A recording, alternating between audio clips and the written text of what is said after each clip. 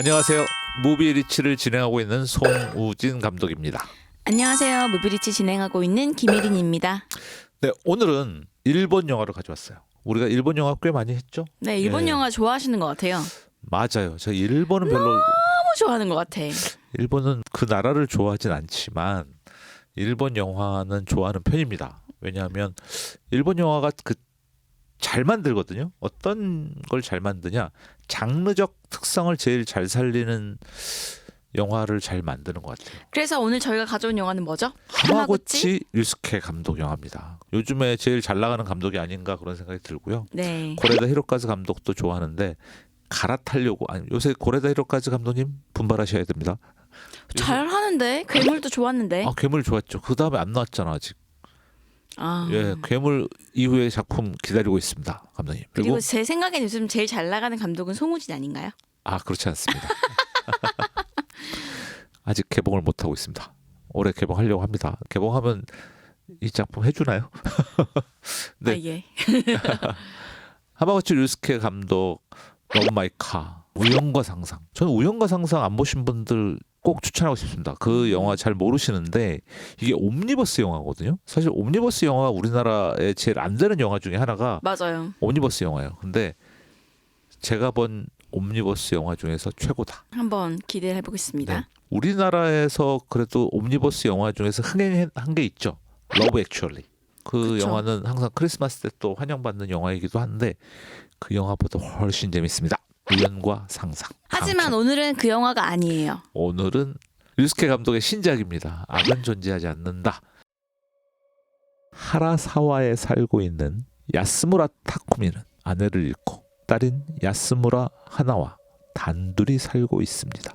그는 마을에서 스스로를 심부름꾼이라 칭하며 여러 자질구레한 마을 일들을 도맡아서 하고 있습니다. 그러던 어느 날 플레이모드라는 연애 기획사에서 글램핑장을 짓겠다는 명목으로 설명회가 열리지만 마을 사람들 모두 탐탁하지 않게 여깁니다. 이로 인해 타카하시와 마유즈미는 다시 한번 하라사와로 내려와 그들과 조금 더 가깝게 지내려고 노력합니다. 그는 왜 그래야만 했는가? 영화 악은 존재하지 않는다 였습니다. 이 영화를 보면서 전 첫 장면부터 그런 생각했거든요. 이 전작과는 다른 영화를 만들기로 작정을 하고 만들었구나. 그런 느낌이 들었고 굉장히 비장한 각오로 만들지 않았나 이런 생각을 해봅니다. 요즘 자연이 또 키워드지 않습니까? 맞아요. 이 하나님이 창조하신 이 자연을 우리는 보존해야 되는 그 의무를 갖고 있습니다.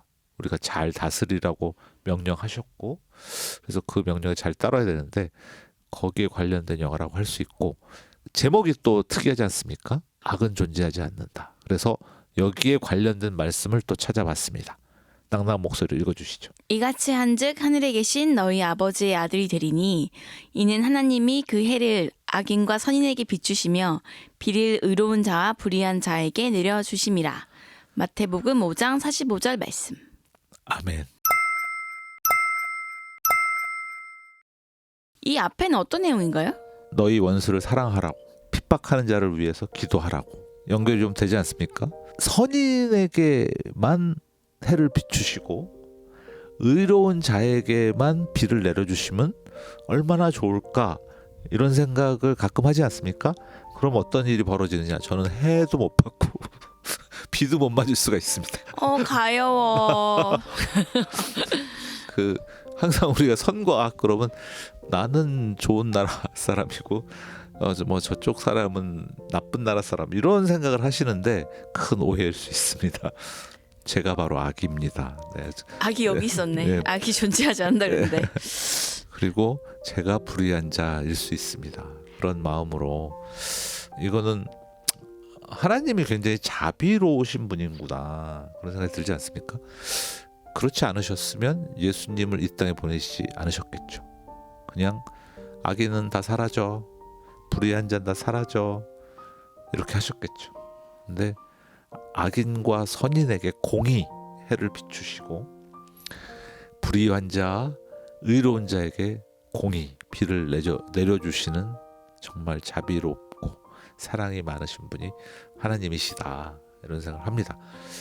이 영화는 왜 악은 존재하지 않는다라고 제목을 붙였을까요?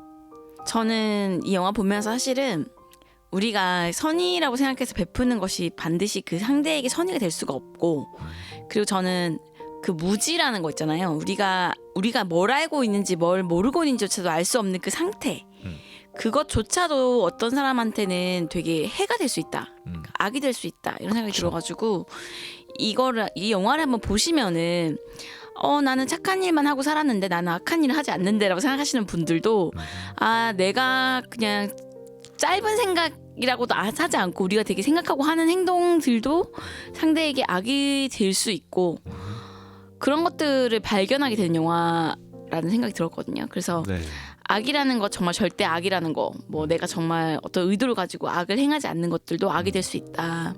리조트 짓고 뭐 이렇게 글램핑장 짓고 하는 막 그런 내용인데, 내용을 보다 보면은 이 사람이 얘기하는 걸 들으면서 저 사람 입장에서는 저렇게 얘기할 수 있고 이 사람 입장에서는 이렇게 얘기할 수 있고 하면서 그런 악에 대한 게 되게 모호해지거든요. 왜냐면은 우리도 주인공의 입장에서는 자연 속에 살아가는 사람이지만 또 현실 속에서는 저희가 또 그런 저희 한국의 특성상 되게 개발을 이렇게 늘 추진하는 입장에서 살아가는 인물들이기 때문에 네.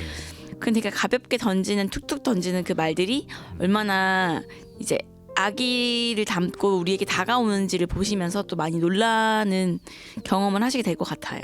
사실 뭐 개발에 대해서 말씀하셨지만 그 개발이라는 것이 물론 많은 사람들을 이롭게 하기 위해서 진행이 되거든요. 그런 목적이 없으면 개발하면 안 되겠죠. 하지만 그 이면에는 피해 보는 사람들이 굉장히 많다는 거. 예를 들어서 청계천을 너무 지금 서울시에 아름답게 해놨는데 거기에 있었던 상인들이 지금 거의 본인들의 몫을 못 챙기고 뭐 사회에서 낙오된 분도 굉장히 많고요.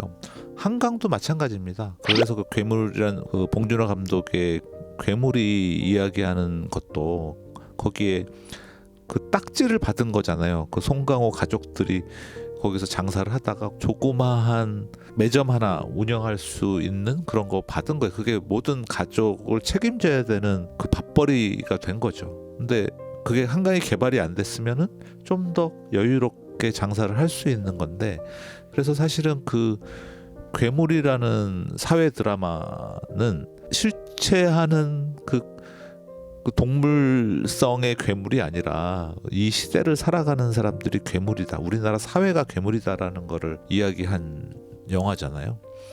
그래서 이 악은 존재하지 않는다, 이 영화도 이런 사회 드라마, 일종의 사회 드라마라는 생각이 들고, 우리가 어떤 개발을 하는데 그 주민들은 거기에 대해서 엄청난 피해를 입을 수 있다, 이런 이야기를 하고 있고, 주민들뿐만 아니라 글램핑장을 만드는 그 에리어가 바로 사슴들이 뛰노는 장소라는 거죠. 그러니까 사슴들이 어디로 가야 되는지 그런 자연도 문제가 되고, 그래서 악은 존재하지 않는다라고 제목이 돼 있지만 악은 그래서 잠재하는 것이 아닌가, 그런 생각도 들었습니다. 그래서 우리가 항상 선의의 마음으로 무언가 하려고 하지만 당연히 기도해보고 해야 되지만 그 기도에서도 잘못된 삔뜨가 나간 응답을 받을 수도 있어요. 그래서 우리가 기도에 대한 응답도 정말 분별력 있게 판단을 해야 된다, 저는 그런 생각 정말 많이 하고 있습니다. 그래서 우리가 크리스찬으로서 남한테 피해는 주지 않고 살아야 되지 않겠습니까? 선한 의도로 시작했더라도 피해를 주는 경우 되게 많고, 선교 목적으로 갔는데 그 주민들을 힘들게 하는 경우도 있고, 뭐 여러 가지 부딪히는 일들이 많아요. 그래서 우리가 분별력 있는 기도를 하고 분별력 있는 응답을 받고 판단을 해야 되지 않을까, 이런 생각을 해봤습니다. 네, 좋습니다. 4주째 이야기하는데요. 저희 이 무비 리치는 무비 드립이라는 라디오가 모태가 되어 있습니다. 그래서 10년째 방송하고 있고요. 여러분들 이 방송을 보시다가 이 영화에 대해서 더 궁금한 점이 있으시다면 무비 드립에 들어가시면 됩니다. 무비 드립 어떻게 들어가시냐?